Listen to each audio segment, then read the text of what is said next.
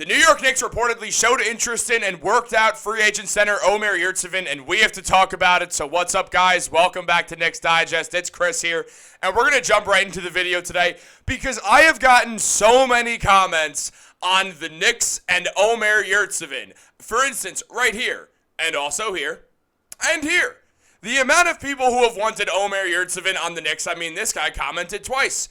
The amount of people who want Omer Yurtseven on the Knicks has been overwhelming. It has been the most requested topic that we talk about in a long time. So let's break it all down because we finally have real Omer Yurtseven news. As Mark Stein mentioned, the Knicks recently auditioned free agent big man Omer Yurtseven, among others, but did not elect to sign him. All these weeks, all this time, about all the Omer Yurtseven hype, just for Mark Stein to slap us right in the face with it, dude. I mean, I understand why so many fans want Omer Yurtseven. I also understand why the Knicks did not end up signing Omer Yurtseven. I'm not going to list it off in some boring way because that's boring and stupid. We are going to talk about it. First things first, when you look at Omer Yurtseven, yeah, he's 7'2". He has a semblance of a jump shot. He showed a lot of potential between both the Miami Heat and the Utah Jazz, both of whom did not elect to keep Yurtseven around. He once put up like 91 points in a game back when he was still at NC State. Obviously, this was not an NC State game. This was something completely separate, like some out-of-country type deal, something. But it's still 91 points in a basketball game. Now, Omer Yurtseven has shown a ton of potential at the NBA level. Being 7'2", it really feels like, okay, the Knicks are big man whisperers. Between Tibbs, Othella Harrington, Mark Bryant, the Knicks are stacked up with guys who can develop big men into very good NBA players. They did it with Isaiah Hartenstein. Mitch has obviously taken a huge jump since Tibbs came around. Precious Achiuwa played the best basketball of his life when he was on the Knicks. Clearly, the Knicks are very good at being big man whisperers, and I think a lot of us were like, all right, Yurtseven has a ton of potential. Why do the Knicks not try it out with him? But it seems like they've decided against it. Now, last season, Yurtseven put up 4.6 points and 4.3 rebounds per game. It only get less than half a block and 0.2 steals per game. He did shoot 20% from three. He's a good mid-range shooter. He's not afraid to shoot threes once in a while. 54% from the field, which is pretty nice. Did not really be a foul-heavy player. Obviously, didn't play a ton of minutes also, but still. The man can score on his own in the post. He's also good at getting assists. Obviously, the advanced metrics were down, but he's a backup on a bad team. It's kind of tough to have good advanced metrics like that when you are in that position. Now, Omer Yurtseven has potential, and he just hasn't hit it yet. And if the New York Knicks are going to go out there and say, you know what? No. I think that's very telling of something. Now, I agree, Yurtseven has potential. I think if anyone can unlock him, it's probably the Knicks, considering how good they are at unlocking big men.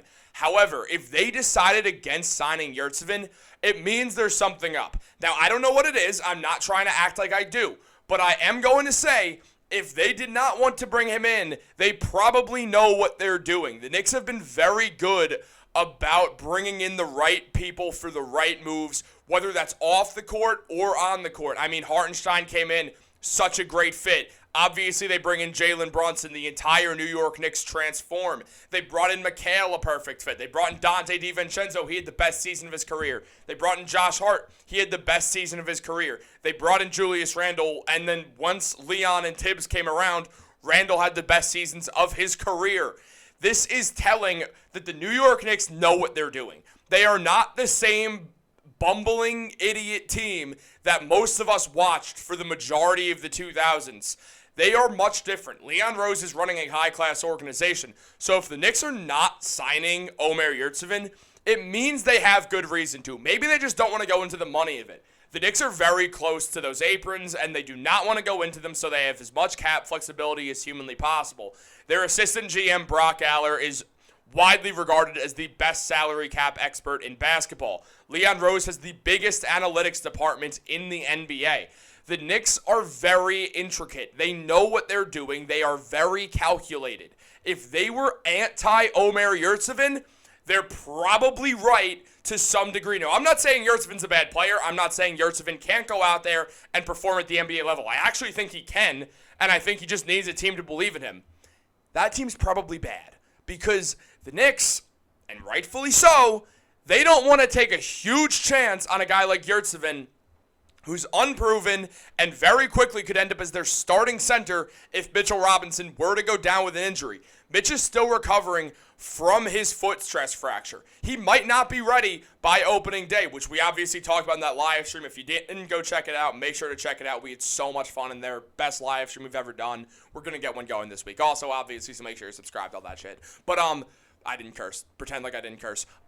Sorry. But, like, look, here's the deal. Omer Yurtseven, solid player. He has a lot of potential to grow. But right now, yeah, he's not there. And when you look at Omer Yurtseven, he's not exactly a guy who a contender wants to bring in and have be their backup center. Now, yes, the Knicks don't really have a true backup. You're banking on Jericho Sims to perform and play well and go out there and have that breakout season that he's really working to get. You have Precious Achiuwa, who was very solid, especially in the playoffs. But Precious's best minutes came as the Knicks' starting power forward once Randall went down with an injury. There's a lot of cause for concern for the Knicks' backup center position. It's the most talked about topic in the Knicks world right now. If the Knicks didn't want to go with Yurtseven, and so many fans have wanted him, I feel like they're probably right. They very rarely make the wrong call with this stuff. Now, I also think they have names in mind. Specifically, I think Nick Richards is one of them. I do think they have interest in Nick Richards. It's been reported before. I've done videos on it. I'll probably do one again at some point, just knowing me and being a Nick Richards fan. If you guys were listening to the live stream, you guys would know that I'm a massive Nick Richards supporter. But you also got a guy like a Walker Kessler, potentially. There's names out there. Jalen Duren is still someone the Knicks are interested in. I mean, they did draft him after all. But with all this being said, you have to understand the Knicks don't want to give this spot to an unproven player. That is what this means. We already saw the Knicks, according to Fred Katz, say that they look at Jericho Sims as a situational backup, which means third string. It's just fancy words for third string.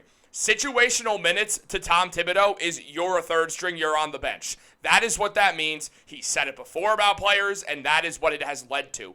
So, with that in mind, it's very clear the Knicks want someone who they know and can trust can show up in big moments and potentially start. Because, yeah, Mitch might stay healthy all season. It's possible. I'm not going to act like it's an impossible thing for him to do. He's done it before, obviously. But he is someone who's gotten a lot of injuries, so you want to have some high-level insurance for him, which makes perfect sense. It's very fair. And especially because he's still recovering from an injury. So they want someone who's very proven. Jericho is not proven. Precious is not really proven at all and is, if anything, proven to be a power forward. So, yeah, they need to look for another center. I think they're going to wait. I think we are not going to see them make a move for a center probably until December, January, honestly. If I'm being completely honest, I imagine it would be around then, like the same times when the Knicks made the move for Cam Reddish and when they made the move for OG Anunoby, as both of those happened in very late December or early January. However, it's also important to note at the same time that the Knicks, according to Michael A. Scotto, which is obviously true, it's just a report, the Knicks center Jericho Sims will have his $2.09 million salary fully guaranteed for the next season. He spent the last 3 seasons with the Knicks, as we all know, after being selected 58th overall. And Jericho last year in very limited minutes put up 2 points, 3 rebounds, and shot 69% from the field, which obviously is very nice, had a positive box plus minus. Jericho is looking to break out. I think them adding him on was the decision. If he's our third string, we do need to find another backup. Maybe Jericho does break out, like there's been some hope. So we'll have to see on that front. I want to know what you guys think, though. Comment down below. I'm hoping that I was able to scratch that Omer Yurtseven itch for you guys. But yeah, let me know. Have a great day, guys. Go Knicks, baby. Like, subscribe, post notifications. Y'all know the drill.